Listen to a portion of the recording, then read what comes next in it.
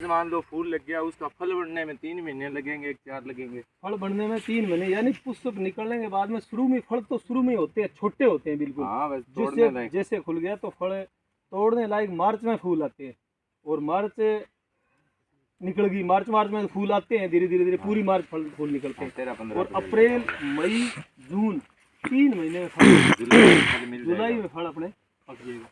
पुष्प बनाने के 90 से 100 दिन बाद फल तैयार हो जाता है।